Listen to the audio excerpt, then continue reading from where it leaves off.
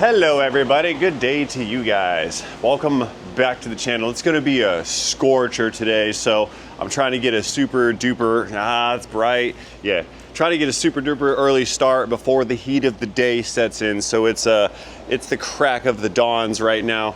We are returning on this fine, fun Monday to this absolutely full fuel tank inside of this 2002 6-speed Silverado. This is where we left off at the end of the last video last week. I will leave a link down inside of this video's description and at the top of the comment section if you did not catch the first video of this particular Silverado and like to go back to refresh yourself on what we're doing, why we're doing it, and how we're gonna do it. So right now, I have a fuel tank sitting on the ground. And the fuel tank's on the ground because the customer states that the truck kept running out of fuel. So we removed the fuel sending unit earlier. Found it was full of crustomatic nastiness. The potentiometer for the fuel level sensor was not operating properly because the float on the end of it is missing in action. Now, I peered around inside of the tank earlier at the end of the last video, and I wasn't really able to locate any pieces of fuel sending module. So I have no idea what happened to it, where it went, or how it disappeared out of the tank, but it is gone. That being said, we have ordered a replacement component. For several Benjamin $100 bills, we were able to acquire a replacement sending unit. There's no pump in this thing. It's just a 2-wire little float pickup module thing. I don't see the value in the price tag on this, but it is what it is when we're dealing with anything that is for sale retail here in modernity. So now we've got the part, we know what we're doing, why we're doing it. Let's go ahead and get back to doing it. I'm gonna get my table set up again so we're not working on the ground. We're gonna slam that sending unit back inside of this tank and then put this tank back up onto the truck. After that, we're gonna let this truck down and tear apart the interior because the gauge cluster has to come out of it, and we have to send that gauge cluster out for rebuild due to the fuel gauge just kind of pointing down and dangling around a little bit. So we had a few reasons why the owner of the vehicle did not know how much fuel was in the tank. The sending unit wasn't sending any fuel to the gauge, and the gauge is not capable of reading to the driver. So let's get after it. I'm gonna get my stuff out, let's get the table set back up, and then we're gonna get to work. So stay tuned. This is gonna be a fantastic automotive repair type of video. Now, when I said I had to set up the workstation and get the table ready, I was not kidding. We need to get the table ready. Let's hop on in this bad boy right here. Key in. Beginning engine starting sequence now. Beautiful. We've got a 2023 Caterpillar 289D with 331.1 hours on the hour meter. All right, engine's warming up. Let's get rid of the parking brake here, and we'll go ahead and prepare.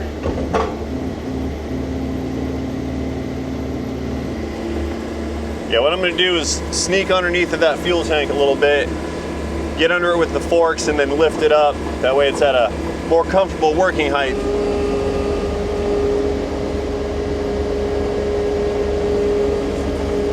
We'll also need this to lift it up onto the transmission jack so that we may be able to lift the tank and raise it up to place it under the truck. Scoop this thing up here.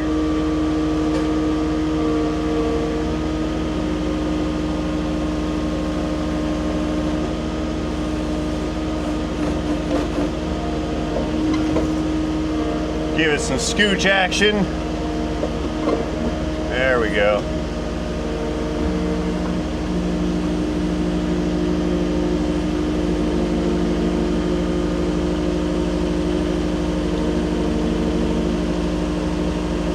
That'll do.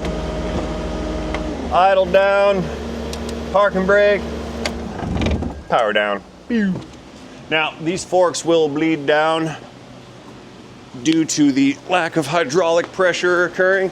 So I need to put something under it to keep the forks from coming down and then dropping the tank. I've got jack stands, just that sort of thing. So we'll take this guy and just stick it right down over here. So now if we get a bleed down, it won't go down but a couple inches. So nice. As you may have seen at the end of the last video, We've already cleaned and prepped the surface. It's an AMSOIL engine cleaning power foam because it cleans everything. It's actually designed for throttle bodies, but I use it for all types of cool stuff. It'll carry away dirt for this unit, so we just need to kind of fish it down into the hole here.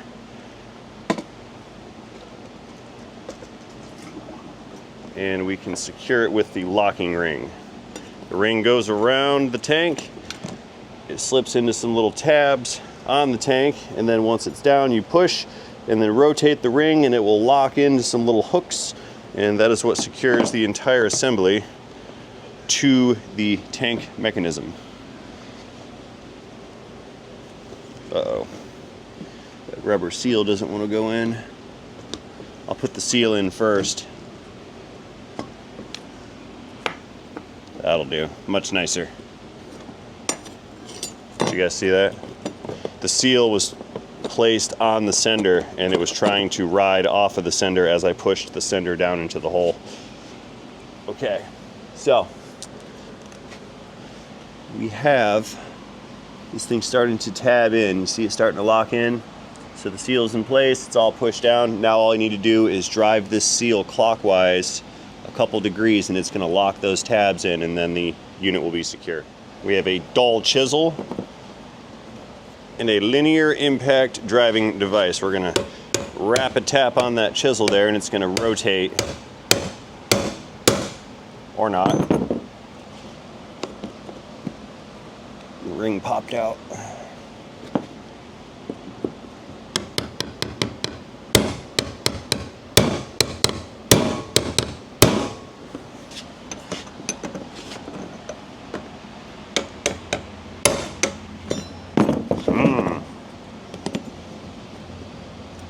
Well, it was going real nice and easy, and now not so much.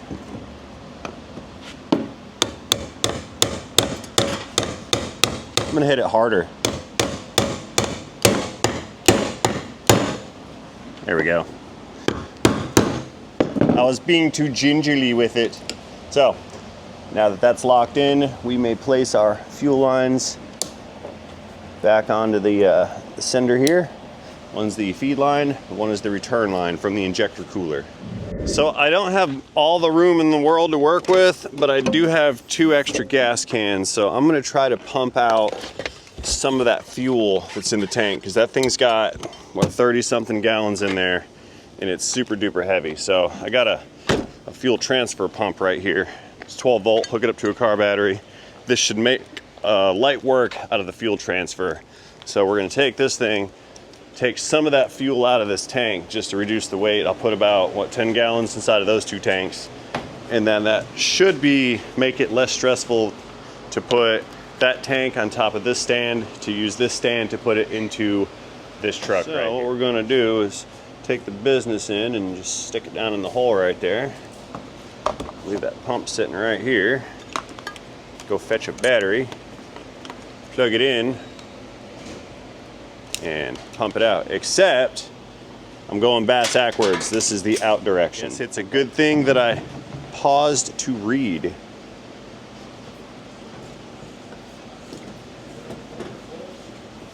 Get in there.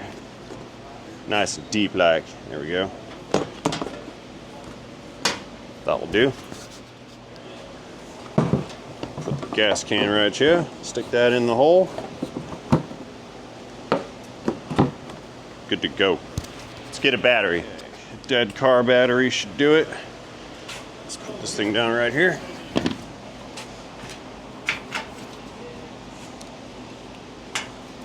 Stay. Positive side, negatory side.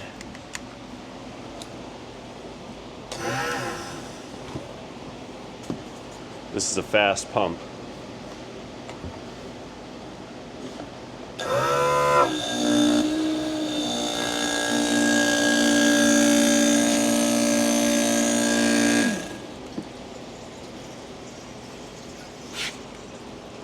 Yep.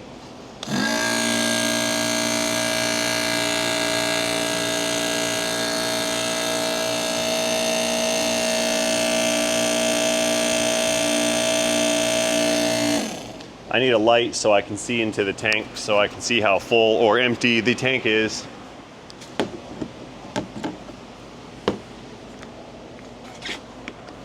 I can't see.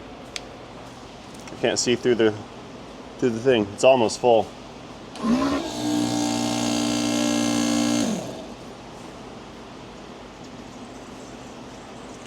A little bit more.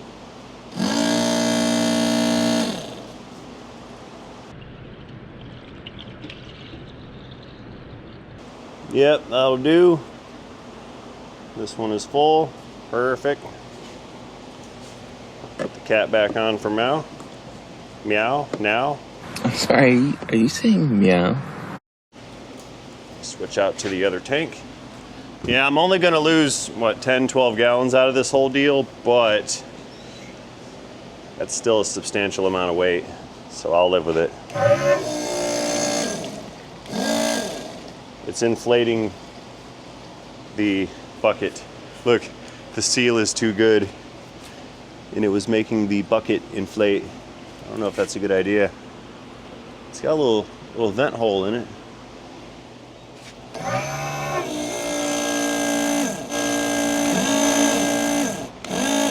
It's gonna take forever. Okay, now we need to lift this thing up some and then roll that transmission jack under the fuel tank, and then we can strap it to the jack, remove it from the piece of machinery here, and then we tuck it up under the truck.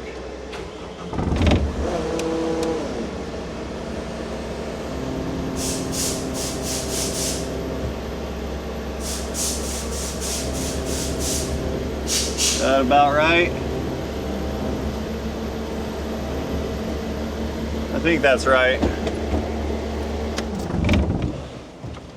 Yeah, that's right enough. Now I'm not crawling under this. That is not great. It's more dangerous to crawl under it than it is to crawl over. Should the event occur where a hydraulic line blows up and I'm under it, this whole arm assembly falls down and then smashes me. And that's not good. I don't want to get smashed or cut in half by heavy machinery.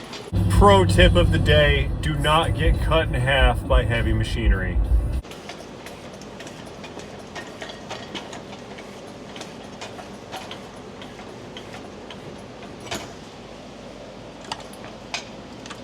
That's about right. Let's put some weight on it.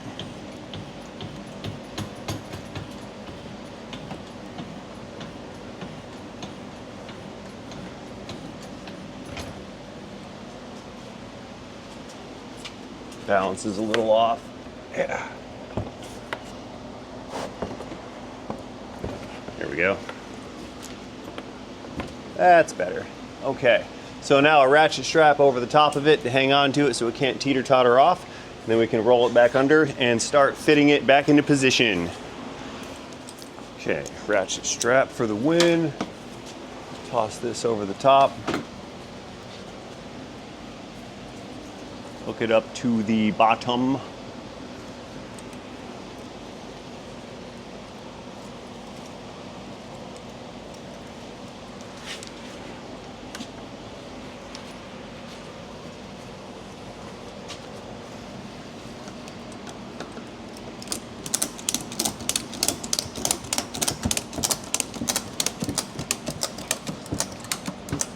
Caption.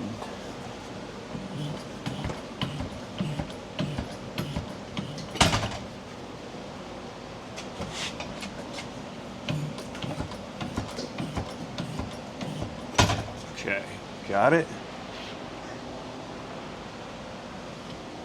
Very good. And because I ain't as good as I once was, I can't just levitate to climb up here, so I need a step ladder.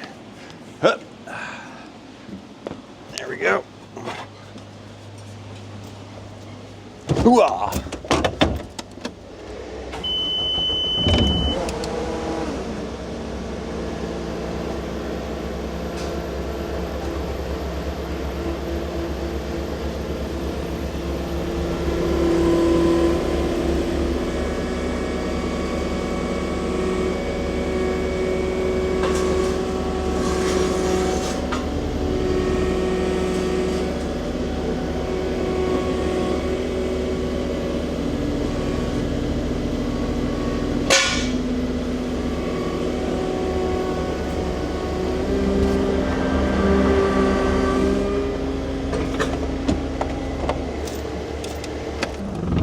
Power down. All right. Let's go check the damage here and see what we did. I think we're right on. Perfect. All right. It's nice and stable. Strapped down, looking good. Lightweight. Let's roll it under, button it up. All right. So we're gonna point it that way. Roll it on over. Probably gotta let it down. Sure do.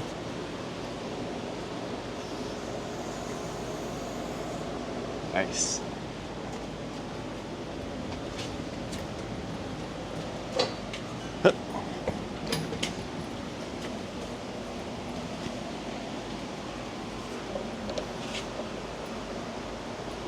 That's about right. That's our spot. Let's roll myself on over here and prepare to operate the highly complicated hydraulic mechanism to begin the lift.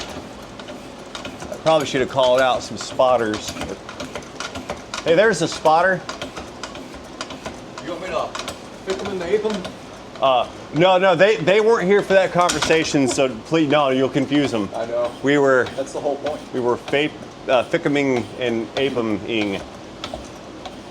Oh, my bad. There, All up in the way. back of your noggin. Can you inch this towards you approximately 1.375 inches? No, because I hit the front. Towards the front. There you go. Now you're going to hit this, wherever this is. That is the fuel cooler module. Push it back again. Push it rearwards. All right, there you go. Yeah, that's the fuel cooler.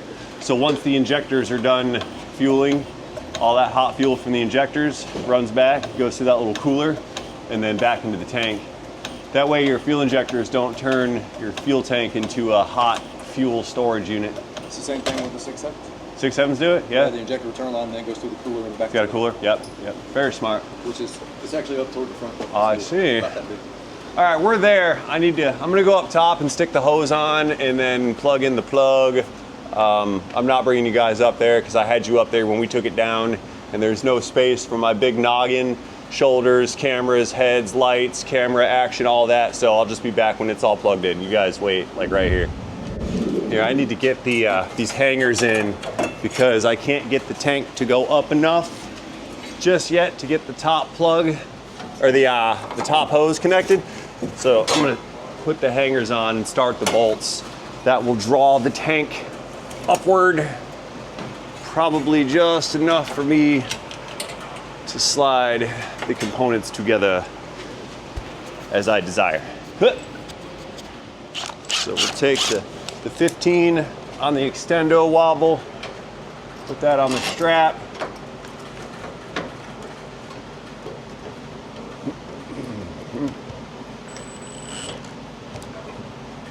Get in there, trying to force it into the hole.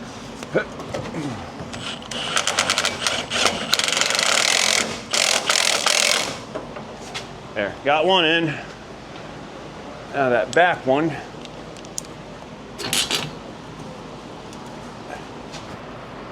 Push that up. See how it all kind of lined up together?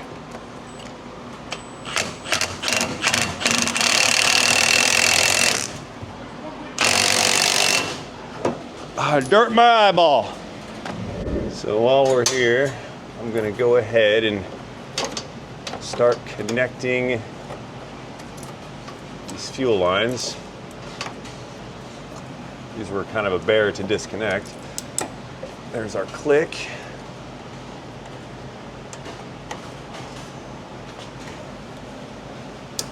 Secondary click. All right, lines are in. This is good. To draw the tank the rest of the way up. So I'm going to tighten down these bolts.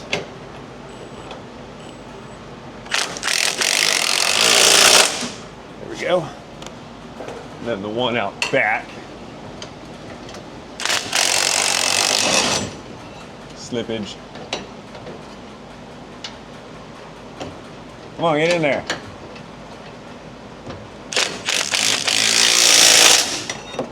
More dirt in my eye. Let's let the jack down. And I just need to go up top and plug in the hose and the connector, and we're good down, good down here. Good down here, then we go up there. Okay, let's proofread our work here. We've got 2 fuel lines connected. The little skid shield panel thing is in place. All of the tabs that secure the skid shield are in place. The 2 straps that strap the tank to the frame are in position. All the bolts on this side. And if we take a look up in the hole, we can see the filler neck has been attached properly with a new clamp, and the connector is connected. So this fuel tank is now successfully installed. Let's go ahead, let the truck down. We're gonna throw a fuel filter on it real quick to complete the service of the fuel system, and then we'll go into the cabin and pull the instrument cluster out so we may box it up and send it away to have it repaired and rebuilt and whatnots. See that? There we go. Oh, by the way, I'm doing a mechanic rebuild in a can on this 5.3 right here. This is the one out of Lawrence, Tahoe. I've been soaking these pistons with AMSOIL Power Foam. This is an intake manifold cleaner, but I figured since we're sitting here, we can fill these things up with some foam while we're waiting on the parts to show up from Texas Speed and help clean out some of that little varnish that's starting to build up in here. Plus, this will prevent any kind of surface rust from forming on the assembly. We don't want that. So we're gonna get rid of the carbon, prevent the rust, and keep it oil and lubricated. And making a mess. Makes for good content, nice and shiny. All right, Silver Rojado. Let's go ahead and let this thing down. We're gonna come up off the locks. Stable. Lock release, left arm, letting it down, right arm.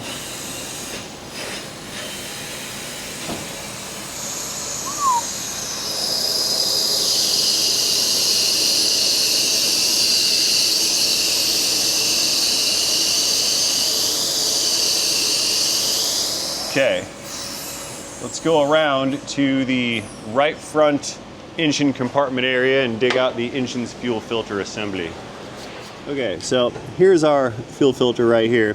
This is the housing on the top, and this little primer deal, that little button thing you see there, well, that's the fuel pump primer. We're supposed to prime the air out of these after replacing the filter.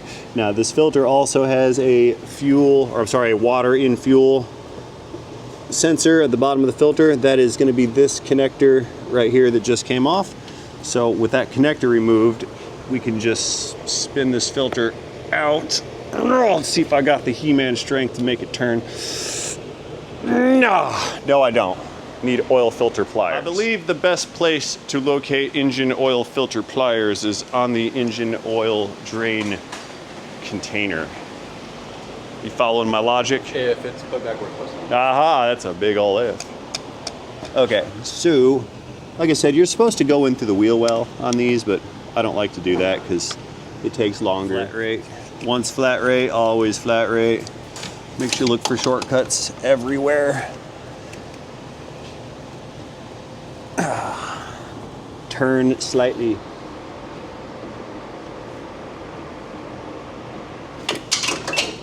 Gravity. Where'd them pliers go? I got them.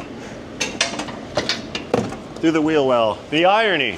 One more time here before I do something else. Watch, this thing's it's gonna make me have to take the fender liner out. Just watch. Just because I thought I was gonna be slick and not do it. Now I'm gonna have to do it.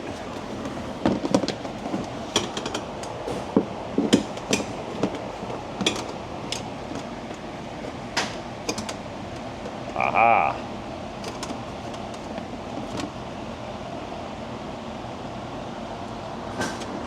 There we go. There, it turned. Still not taking the fender liner out.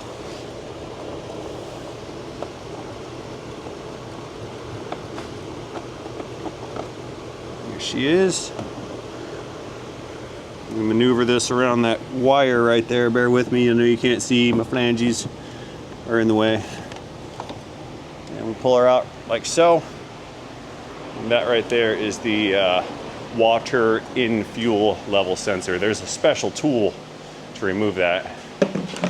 I used pliers for years, and then one day I made a YouTube video about changing this filter, and you guys ordered like 6 sets of the pliers for me.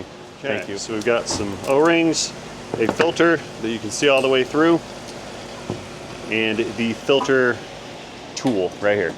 So we'll take this business, slip it around the deal, take it loose.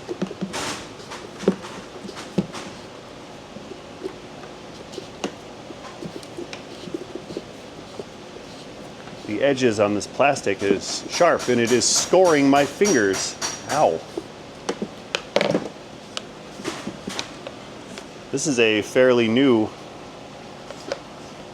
looking sender unit right here. Someone's replaced this. Look at all that nasty in there. That's from in the tank. Remember that? So this guy gets transferred over to the new filter. In an effort to annoy somebody out there, we're just gonna leave this O-ring here since it's brand newish looking. No need to replace it. We just take this guy, screw it in. Now when we tighten this, understand that it's the O-ring that makes the seal. It is not how tight the threads are. If I can get these threads to engage, they don't want to thread in straight. Do I have a defective filter with crappy threads?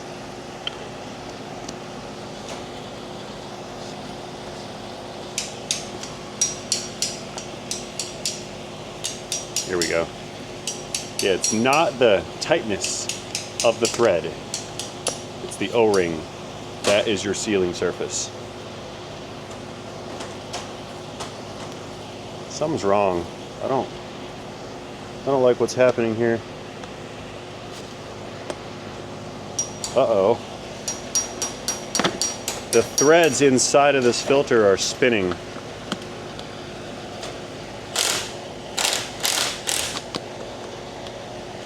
What? No way. Yeah, it just self-stripped while going back together. Junk. Made in Taiwan. Okay, so with another replacement filter in hand, we've got the separator filter, or a water in fuel level sensor deal there. O-rings in place. Let me tighten this down some, and then we'll slap it into position right over here. A little bit of torque action. Click. Make sure that's tight. Good to go. And then our O-ring fits right in here. Some of these do not like to stay, and if they don't like to stay, you can take a little bit of grease, stick some grease in there. I'll show you. I'm gonna get some, because this one's not gonna want to stay. In fact, that's not really grease, it's assembly lube for transmissions. It's super sticky. I'll just put a little piece on each quadrant here. Not inside where the fuel is. We don't want our DMAX running on transmission oil. We want it running on diesel oil. There we go, a little bit more right there. So now, with our O-ring in position,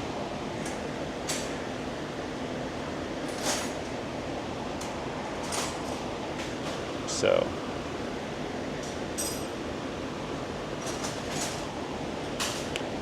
There, see? O-ring stays. So we'll just take this guy, and I've wiped my fingers off because I am going to touch the inside of this filter, and I don't want to put dirt in there.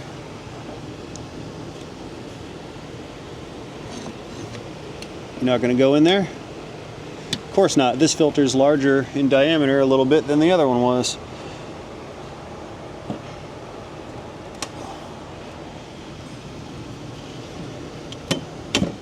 There we go. Oh, don't drop it, Ray. Ah.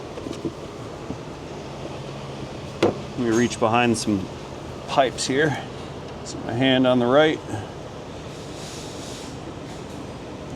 Push up on this. There's an O-ring seal in the center of it, so you got to kind of push up to get that O-ring past the threads on the housing. and then we can drop it like that. Let's try again. Gasket looks good. I don't see any dirt.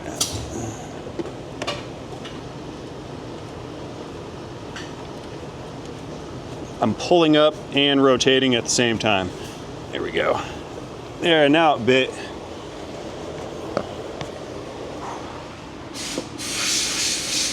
Some hand torque. Ugh. We don't put a tool on it. The tool will dent the side of the filter, and that dent will expand and contract with heat cycles. Oop.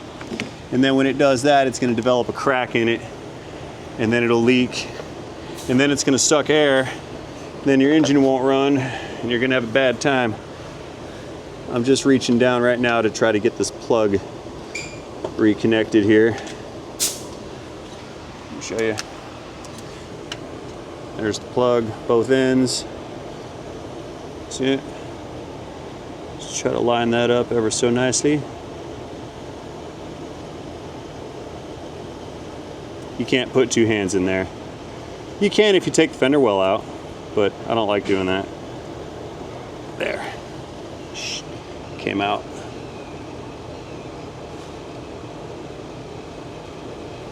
Please click.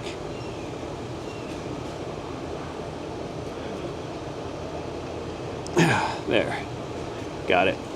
So now we need to prime that fuel filter, and that's going to take a long time. So I'm going to show you the right way of doing it. There we go. And then I'll show you my way of doing it. My way or the right way? What do you think? The right way. The right way? Get out of here. My way. The way that works. The way that works? Okay. So the right way, that's what you do is tighten down that little bleeder valve. Take a screwdriver, or your hand if you want. You sit here and you pump this thing up. You pump it, you pump it. You pump it till it hardens. Keep pumping it. Sometimes it takes a few pumps, but eventually it'll get hard. That's what you're looking for. This one's taking a while, but we're gonna see if any air is starting to pressurize. So I'm gonna put the mic right down there by the bleeder valve, okay? You should hear a wisp of air, maybe. Sure did. So then we close it, come back over here and pump it. Now, when you change the fuel filter, usually you can get away with doing this for about 5-6 minutes, right? Pumping it, priming it, pumping it, priming it. But we had the fuel tank out, which means that entire fuel sending unit, the lines and everything else back there is full of air. So this is going to take a while. So what I'm going to do to expedite this process is we're going to pull this plug right out right now. We're going to take a vacuum and we're going to suction all the air out of the system until it starts to pull fuel. Then we can put that back in, then we can prime it with the ball.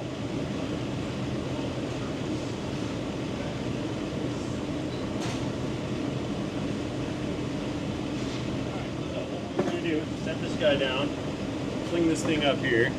That's going to be our suction side, right? We're going to take some pressurized air, connect that to the device, and then this device will utilize what's called a Venturi effect to create a negative pressure inside, or a lower pressure rather, and that's going to create our suction to suck out the air from the system.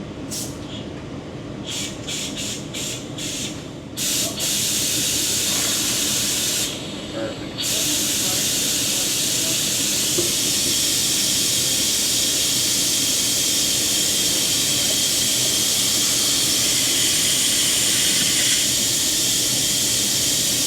We're just going to hold that there until it starts pulling fuel, which it's already doing.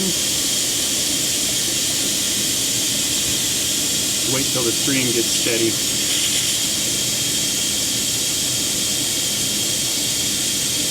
Bunch of air coming through. Alright, I think we're getting close. There's our fuel.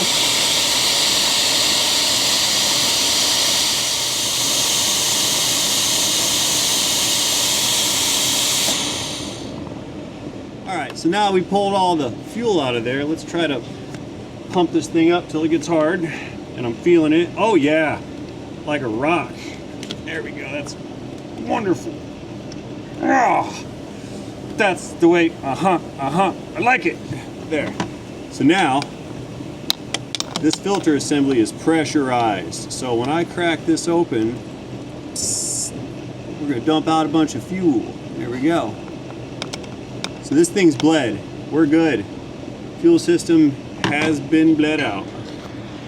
And this is why my scene earlier didn't have audio, because I walked away without my microphone. So now let's go inside and we're gonna pull the instrument cluster out, because this section is complete. All right, moving on. Let's continue the tearing down of this here vehicle. What we're gonna do, we're gonna install this light bar in here so we can see. We're gonna take the front of the dash off. Now, it should be noted that this is full of cracks. I mean, it's clearly that's broken. This right here has got a crack in it right there. And there's one right there and one right there. Now, I always check for those because a lot of times you're gonna put a crack in this right here by just removing these bezels, just because of the age of the plastic and how brittle they are. That's the way it is. Oh, we're doing that again. Yeah, I need to get the windows down. Here, I'm just gonna set you guys down over here. I'll be here for a minute.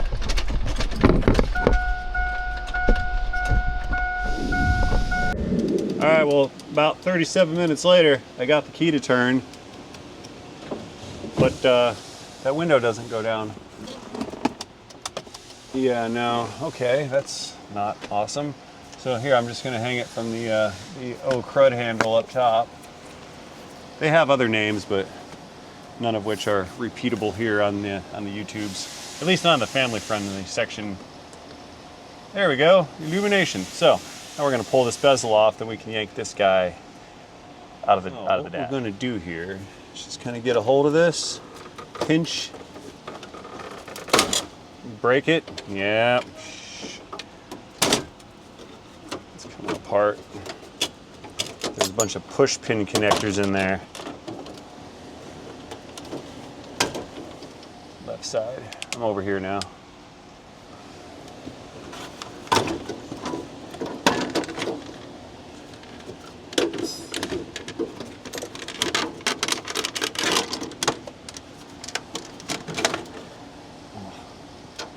Brittle plastics. I'm gonna try to just glue that back on. I don't like it. So now that the bezel is removed, we can get a hold of the cluster. There's gonna be 4 7mm fasteners, 2 on this side, 2 on that side. We take the cluster loose, reach around behind it, disconnect the plug, and then we can mail this thing off for rebuild. Coming in with a 7. I just heard plastics cracking.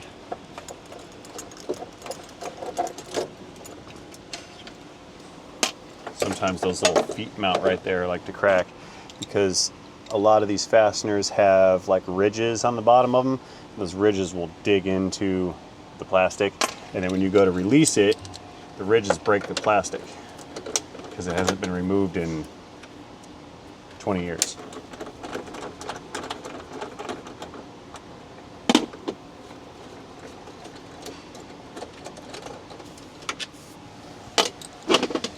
Now you see that fuel gauge is still pointing straight down. So the level sender that we just replaced is not responsible for that.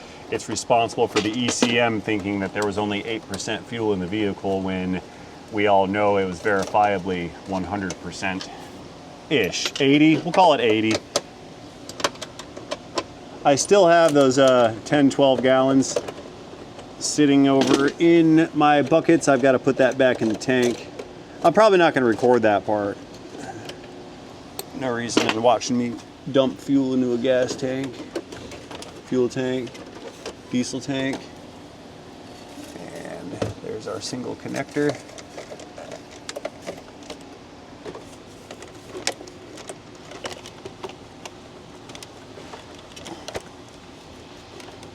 Seriously. There we go. All right. So we've got a cluster. This is getting shipped off for repairs. They'll probably put new light bulbs in it. I'll have them replace all of the stepper motors.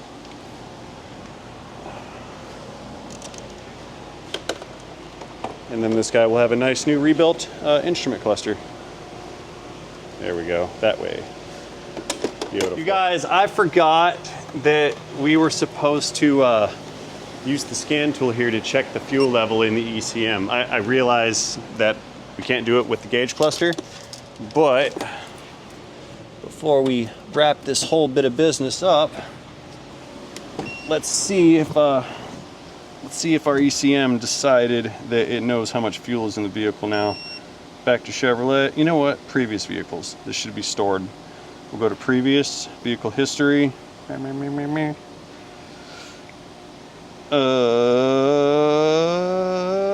O2 Silverado 4-wheel drive. There we go. Oh, by the way, we get comments a lot about who needs 4-wheel drive in Florida. You'd be surprised at how often you use 4-wheel drive in Florida. 6-speed manual. I know we don't have hills and mountains and things like that, but we do have swamps, we do have sand, we do have rain, we do have boat ramps, we have yards made out of rain and sand, and all of those things do not play well with vehicles. So yes, people do use 4x4 very often in Florida, but not for the same reasons that the snow people use it for example. The snow people use it just for driving around. We use it for digging ourselves out of mud holes. So fuel level, 60% now. So now that sending unit is reading a correct fuel level, 60% right there. Where we had 8% prior, we are now at 60%. Very nice. So as soon as that gauge cluster gets remanufactured and returned, power this thing off, then we can slap the cluster back in, and then this fella right here will know how much fuel is in his truck at all times. So that is a repair. Successful fuel tank repair, if I may say so myself. There we go, you stay. All right, let's fire this thing back up. I'm gonna clear the rack in a minute. We're gonna go ahead and back it out. Beginning engine starting sequence now.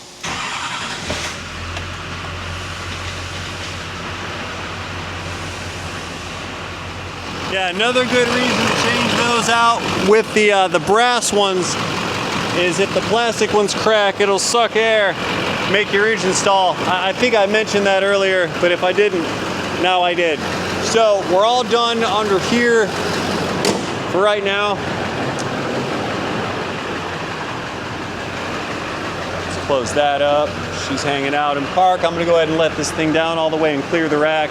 We're gonna back it out and park it. So that being said, guys, I've got nothing more to offer on this particular truck until that instrument cluster arrives and shows back up.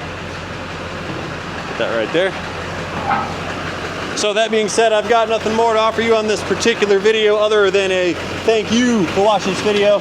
As always, I would appreciate it if you let me know what you thought about the contents of today's video in the comment section down below.